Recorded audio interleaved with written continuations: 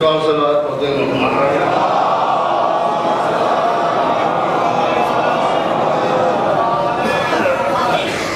ایک اور آواز بلند صلوات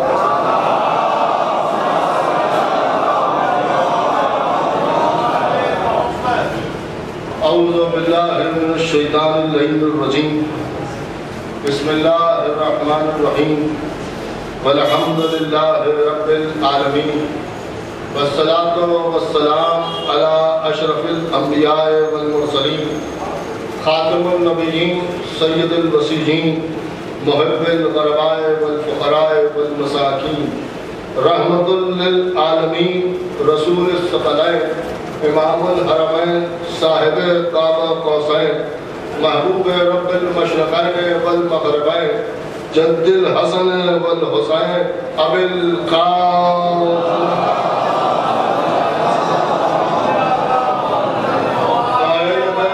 الطيبين الطاهرين المعصومين المظلومين المنتخبين المنتجبين الذين أذهب الله عنهم الرجس وطهرهم تطهيرا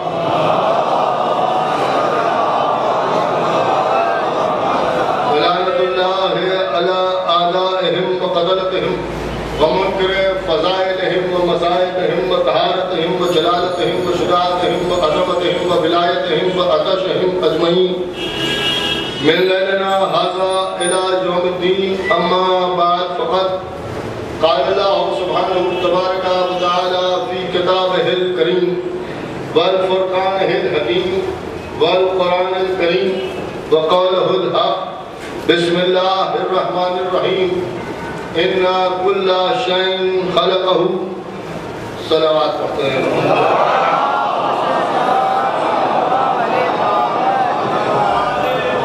ایک اور صلوات پڑھتے ہیں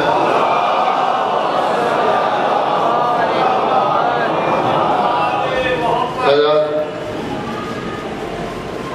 آج میرے سورہ بہار کی تاخیر ہو گئی اور کل سے انشاءاللہ اگر آپ حضرات چاہیں تو مجالس کے وقت کے اوپر شروع ہو جائیں اور سلسلہ جو ہے کہ دن میں 11:30 بجے بندو قریب میں قیام پر جمع نبی صاحب کے خانے میں اور اس مجلس میں ذکر اہل بیت اشرف رائے میرے سے پڑھ جائیں اور پھر شام کو 12 بجے کوچی کے وقت میں تھوڑی سی تبدیلی لائی ہوئی ہے تو مجھے 7 بجے ہوتی تھی اب ٹھیک 6:30 بجے شام کو ہوگی اور وہاں کے بعد پھر آپ کو محفل حیدری کی جانب سے جو یہ اشرا ہو رہا ہے اسی کے ساتھ ساتھ ایک اشرے کا اور انعقاد کیا گیا ہے اور ذکر اہل بیت میں اضافہ ہے وہ محفل حیدری میں ہوگا وہاں کی مجلس کے بعد ٹھیک 7:30 بجے 7:15 اور 7:30 کے درمیان انشاءاللہ جبری صاحب لازمہ تفروض ممبر ہوں گے اور وہاں کے بعد پھر یہاں کا ٹائم 8:30 بجے کا رکھا گیا ہے اور یہاں کے بعد پھر حقیقت لائیو میں مجلس ہوتی ہے وہ بہرحال اس کا وقت تو نہیں اعلان کر سکا آپ بازار کے ساتھ ہی ساتھ چلوں گا جب بجے آپ پہنچیں گے میں پہنچوں گا اور بہرحال ہوں گا آپ بازار میں ایک صلوات پڑھتے ہوئے بابا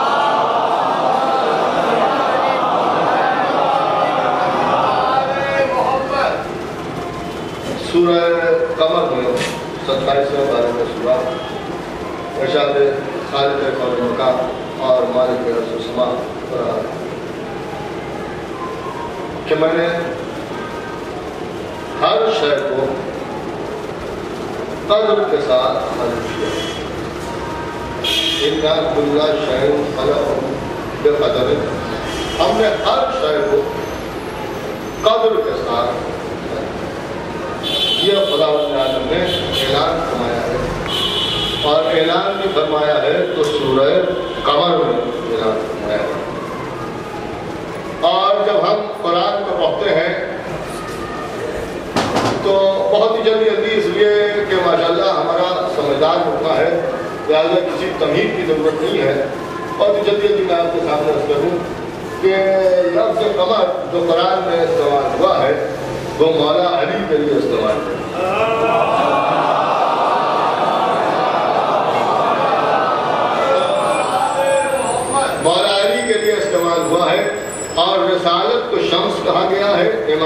कमर कहा गया, शम्स कहा गया है रिसालत को, और कमर कहा गया है इमामत। अल्लाह ने हर शय की खिलकत का ऐलान जो किया है वो सूरह कमर में किया है, कि सूरह कमर में किया है, और कमर का ताल्लुक इमामत से है, देखिए इमामत से है। अब वो कह रहा है हर शय को हमने खल्क किया कद्र के साथ, बयान किया सूरह कमर में, और जब जमा करने की बात आई तो कहा कुल्ला शैइन ऐसैनाहु फी इमामिन मुबीन। एक सलात पढ़ते हैं, एक और बाबा जो बुलंद सलात पढ़े।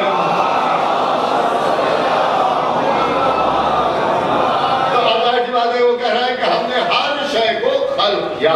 इंशाअल्लाह आपके सामने कल से कुछ करने की कोशिश करूंगा। आज बस सुर्खियां सुन लीजिए कि खुदावंद आलम कह रहे हैं कि हमने हर शय को खल्क किया।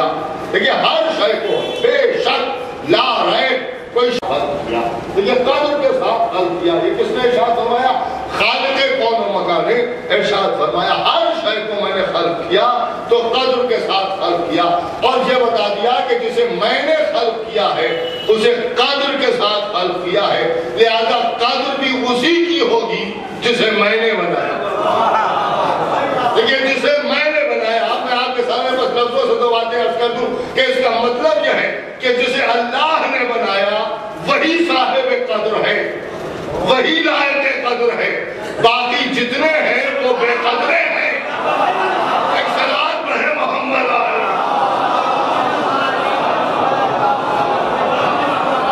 अब ये कहना बेकार है कि आप उनकी कद्र नहीं करते, उनकी कद्र नहीं करते।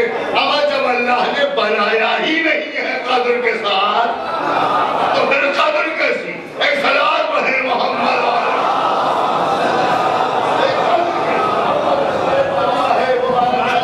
आगे की मजालिस में आपके सामने करूंगा। अब वो कह रहे मैंने हर शय को खल्क किया कद्र के साथ। देखिए कद्र के साथ, अब ये कद्र क्या है?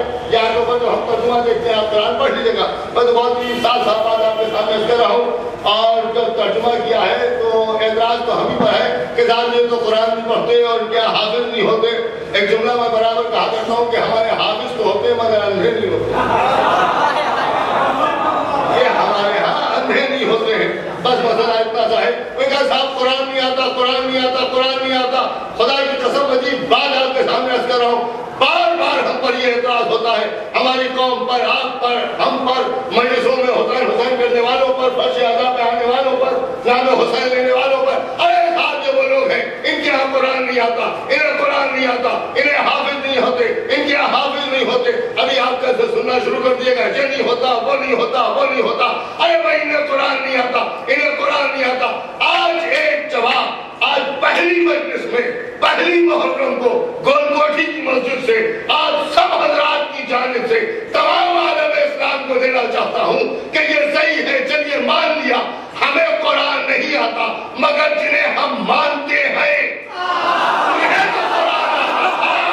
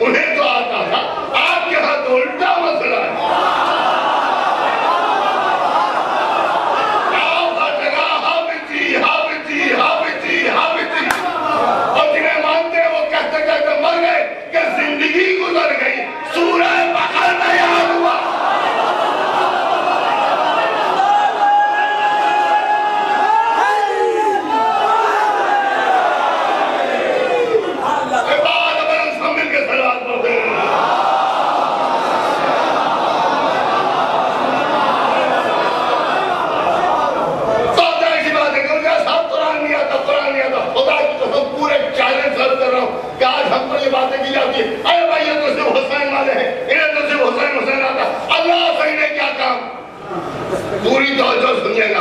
अल्लाह से ने क्या कहा? अरे तो अरबी से वाकिफ नहीं है, पूरा अरब सऊदी है, पूरा अरब सऊदी है। अब सब सऊदी हो जाए, यहूदी हो जाए, हमें से कोई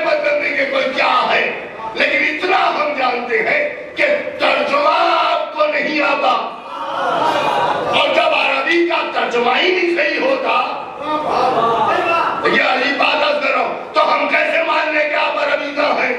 ہم کیسے مان لیں؟ اس آیت کے پورے چینل سے کہہ رہا ہوں، جا کے قرآن میں پڑھیے گا کیا ترجمہ لکھا ہے۔ ترجمہ لکھا ہوا ہے کہ اللہ ارشاد فرما رہا ہے کہ ہم نے ہر شے کو خلق کیا بے قدر، قدر کا ترجمہ کیا ہے اندازے کے ساتھ۔ یہ کیسا سناٹا اس مجمع پر ہے؟ آپ کا مجمع ہوتا تو شاید محسی آ جائے، ایک سلوات پڑھے محمد والا۔ یہ ترجمہ لکھا ہے اندازے کے ساتھ۔ میں سمجھتا ہوں کہ یہ قدر کا ترجمہ، قدر کا ترجمہ تو اندازہ کیا گیا ہے، یہ بھی شاید اندازے سے ہی اندازہ لکھ دیا، یہ اندازے سے ہی اندازہ لکھ دیا۔ انہیں پتہ ہی نہیں ہے کہ قدر کہتے کسے ہیں، یہ انہیں اندازہ ہی نہیں ہے، معلوم ہی نہیں ہے یہ قدر کسے کہتے ہیں، لہذا اندازے سے لکھ دیا اندازے کے ساتھ۔ اندازہ کسے کہتے ہیں؟ اس گول کوٹھی کی جو لمبائی ہے، میں نے پوچھا بھئی کیا لمبائی ہے؟ صاحب نے کہا اندازہ 30 فٹ ہوگی۔ دوسرے کہا رہے ہیں نہیں، میرے اندازے کے مطابق 35 ہوگی، 40 ہوگی۔ کسی چیز کو دیکھا کتنا وزن ہے، اندازہ 10 کلو ہوگا۔ یہ اندازہ کہاں استعمال ہو؟ اندازہ 10 کلو ہوگا، اس کا مطلب یہ کنفرم نہیں ہے۔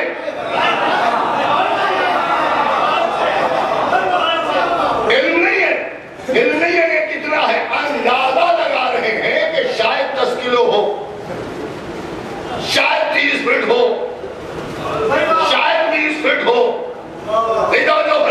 تو جہاں علم کی کمی ہوتی ہے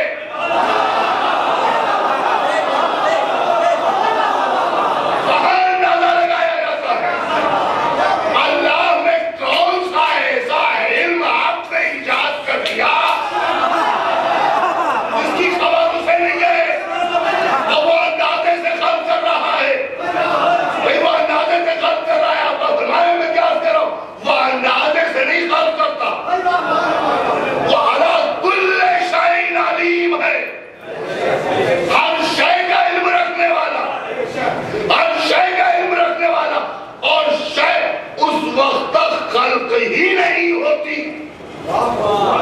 جب تک اس کے علم میں نہ آ جائے۔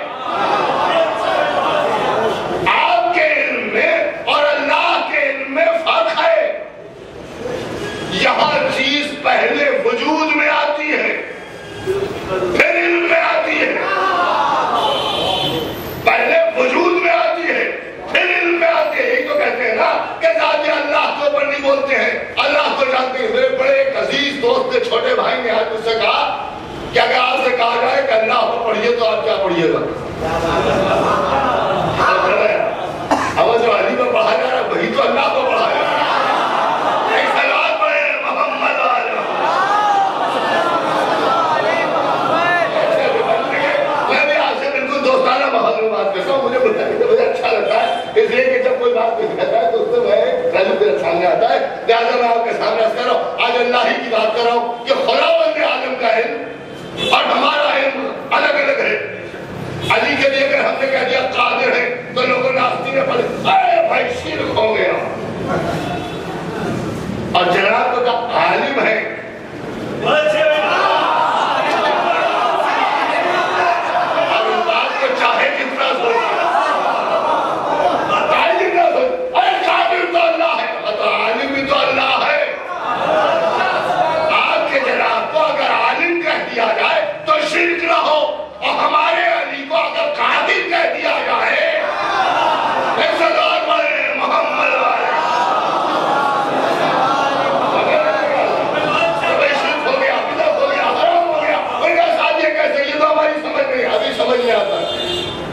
سمجھ میں تو اس کی آتا ہے جس کے بعد عقل ہوتی ہے، جب عقلی نہیں ہے تو سمجھ میں کیا ہے؟ یہ ایک بات تو بالکل سیدھی سیدھی ہے کہ جب عقلی نہیں ہے تو جو چیز وجود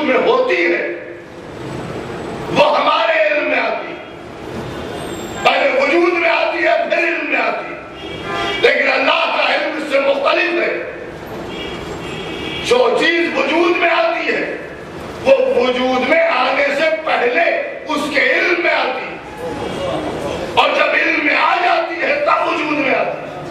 لیکن جب علم میں آ جاتی ہے تب وجود میں آتی ہے، یہاں جب وجود میں آ جاتی ہے تب علم میں آتی ہے، اور جو چیز اس کے علم سے خارج ہو جاتی ہے پھر وہ ہوتی ہی نہیں ہے۔ ایک سلوات پڑھے ایک اور سلوات پڑھیے بابا جبل محمد علیہ۔ لیکن بڑی نازک بات عرض کر رہا ہوں کہ جو چیز وجود میں ہوتی ہے وہ ہمارے علم میں آتی ہے، تو ہمارے علم میں رہنا یا نہ رہنا کوئی مسئلہ نہیں ہے وجود کے لیے۔ ایسا اکثر ہوتا ہے کہ چیز ہوتی ہے مگر ہمیں نہیں معلوم ہوتی، لیکن لوگ اللہ کے لیے پوچھتے ہیں وہ کون سی چیز ہے کہ جو اللہ کو نہیں معلوم؟ وہ وہی چیز ہے جو نہیں ہے، لیکن جو نہیں ہے وہ اللہ کے علم میں بھی نہیں ہے۔ اس کا مطلب یہ ہے کہ جب علم میں آتی ہے تب وجود میں آتی ہے، اور اگر علم سے خارج ہو جاتی ہے تو پھر وجود بھی ختم ہو جاتا ہے۔ یعنی اس کو وجود میں رہنے کے لیے اللہ کے علم میں رہنا پڑے گا، اللہ کے علم میں رہنا پڑے گا، اور کہیں اگر اللہ کے علم سے باہر ہو گئی تو پھر وجود بھی گیا، پھر وجود بھی گیا۔ اللہ نے آواز دی، میں نے علی کو اپنے صفات کا مظہر بنایا، میں نے اپنے صفات کا مظہر بنایا۔ علی نے آواز دی، جب تو نے بنایا تو میں دلیل دے کے ثابت بھی کروں گا، میں تیرے صفات کا مظہر ہوں، تو بھی عالم میں بھی عالم، میرے پاس جو علم ہے وہ تم نے عطا کیا ہے، میں نے یہاں آ کے نہیں پڑھا، میں وہاں سے پڑھ کے آیا، میں اس سے علم لے کے آیا، تو علم دینے والے کے پاس جیسا علم تھا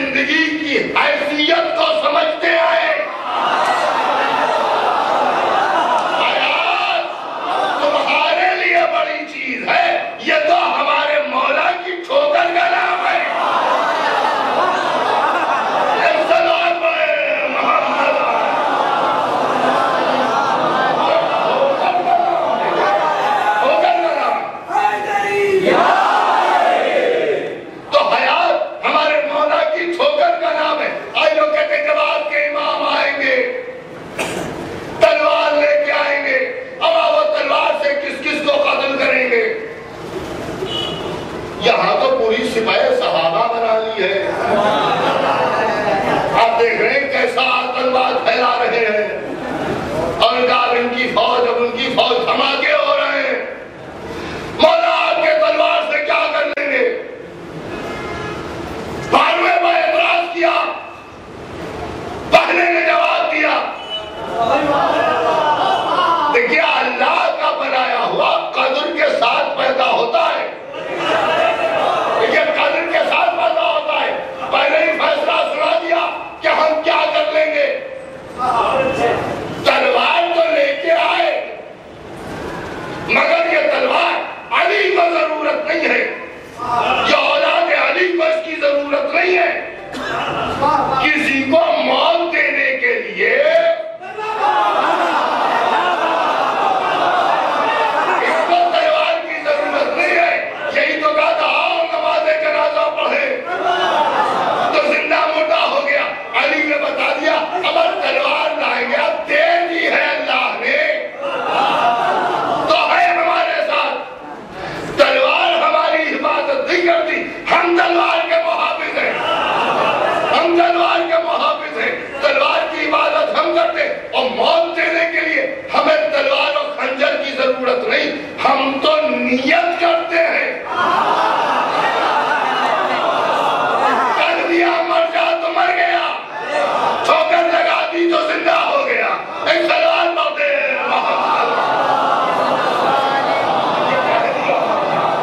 تو بس مر گیا.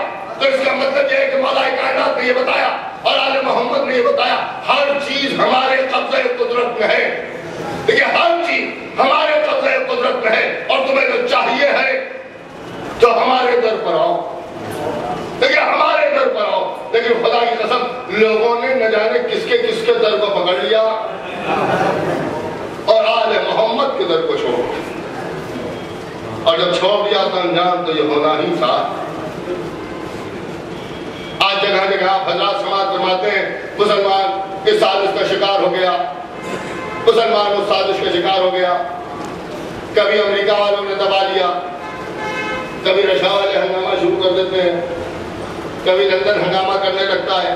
ارے مسلمان یہاں شکار ہو رہا ہے، وہاں شکار ہو رہا ہے، وہاں شکار ہو رہا ہے، وہاں شکار ہو رہا ہے. خطیب الایمان کا ایک جملہ یاد آتا ہے. عجیب بات کہی. اور کہا مسلمان اتنا رو رہا ہے کہ یہاں شکار، وہاں شکار، وہاں شکار. تو اللہ نے کچھ جانور اسی لیے پیدا کیے ہیں جو شکار ہوتے ہیں.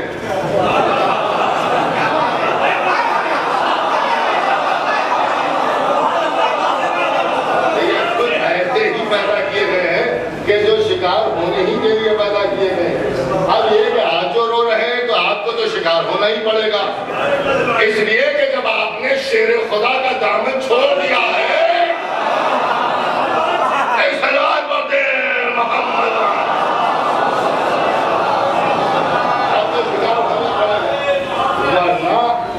اسی لیے علی کو شیر خدا کہا گیا. اگر اس شیر کے ساتھ رہتے تو کسی کی ہمت نہ ہوتی آپ کو شکار کرنے کی. لیکن یہ کہ آپ نے یہی چاہا تو اب جب چاہا تو ٹھیک ہے، وہ جیسا ہے وہ سامنے ہے. اگر بچنا ہے تو در آل محمد پر آ جائے.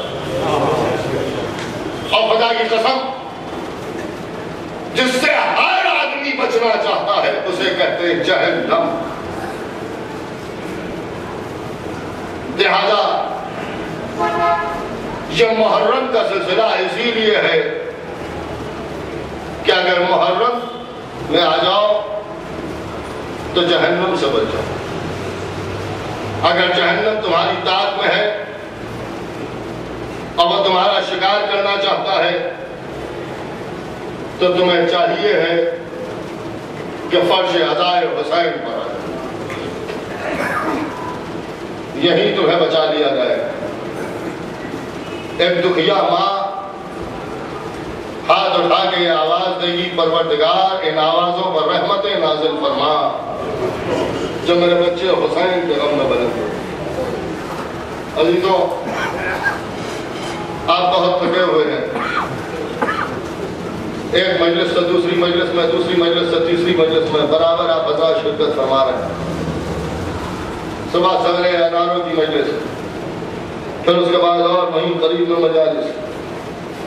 تو 11:30 بجے جناب فیض صاحب رضوی کے گھر میں مجلس، پھر شام ہو گئی تو باب والی کوٹھی میں 6:30 بجے تھی، پھر محفل حیدری میں، اور پھر محفل حیدری کی فوراً دوسری مجلس یہاں گول کوٹھی میں، اور پھر یہاں سے آپ کو حاجی کربلائی تک جانا ہے۔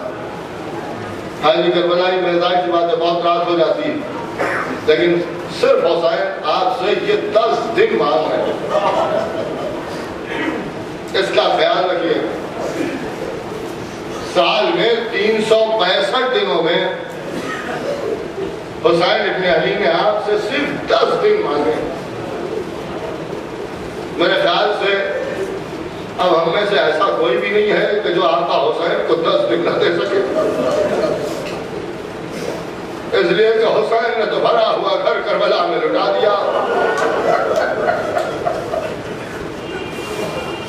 فرش عذاب بچھایا جا چکا، مجلسوں میں رونے کے لیے آپ آ گئے، اور یہ بھی آپ سمجھ لیں کہ مجلسیں یوں ہی نہیں ہوتی۔ اگر کوئی ایسی مجبوری آ جائے کہ مجلس نہ ہو سکے اور اس کے ساتھ ساتھ خلوص دل شامل ہو تو شہزادی خود تشریف لے آتی ہے آپ کی مدد کے لیے۔ ایک بیوی، اس کا ایک بیٹا، یہ ماں بیٹے دونوں مل کے حسین کی ادا کرتے تھے۔ محرم کا چاند آتا تھا، بیٹا تعزیہ لا کے رکھتا تھا، ماں بیٹے بیٹھ کے ایک دوسرے کو مصائب سناتے تھے اور دونوں روتے تھے۔ محرم آنے سے قبل بیٹا کا انتقال ہو گیا، بیٹا اس دنیا سے چلا گیا۔ ایک ماں کے لیے یہ بہت بڑا غم تھا کہ بیٹا اس دنیا سے چلا گیا، لہذا دن رات روتی تھی۔ مگر اب جب محرم قریب آنے لگا تو گریے میں اضافہ ہو گیا۔ لوگ یہ سمجھے کہ بیٹے کی یاد میں اضافہ ہوا، اس لیے گریے میں اضافہ ہوا، لیکن ماں کہتی تھی کہ ایسی بات نہیں ہے کہ مجھے بیٹا زیادہ یاد آ رہا ہے، میں یہ سوچ رہی ہوں کہ وہی میرے بڑھاپے کا سہارا تھا، ہم دونوں مل کے حسین کا ماتم کر لیتے تھے، عزا کر لیتے تھے۔ اس سال بیٹا نہ رہا، میں تنہا رہ گئی، آقا حسین کی مجلس کیسے ہو؟ حسین کو کیسے یاد کریں گے، کیسے روئیں گے؟ چاند رات آ گئی، ماں مکان کے بالا خانے پر آئی، کربلا کا رخ کیا، آواز دی میرے حسین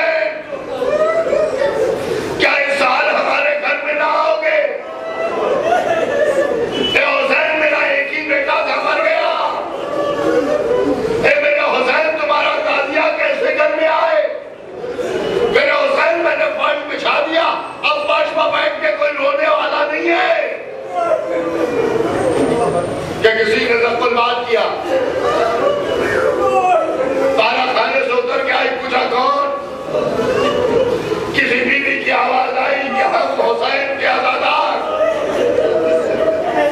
گھر کا دروازہ کھولا، دیکھا ایک بیوی سے ہاتھ چادر اوڑھے ہوئے کھڑی ہے، ہاتھ پہ تعزیہ ہے۔ آج جو تعزیے کو دیکھا دروازے کے سامنے سے ہٹی، بیوی باہر کہاں کھڑی ہو، اندر آ جاؤ۔ بیوی اندر آ گئی، کہا بیوی تم حسین کی عزادار ہو، تمہیں کہاں بٹھائے؟ ہمارے پاس تمہارے شایع نشان کوئی جگہ نہیں۔ کہا بیوی تم بھی تو عزادار ہو، کہاں؟ کہا حسین کا فرش عزا بچھائے، کہا بچھائے، کہا وہیں لے چلو۔ وہیں پہنچی، جا کے اس تعزیے کو عزا خانے میں رکھ دیا۔ کہا بیوی آپ کون ہیں، کہاں سے آئی؟ کہا بیوی چاند ہو گیا تو ہم نے یہ طے کیا کہ اس سال ہم تمہارے گھر میں عزا کریں۔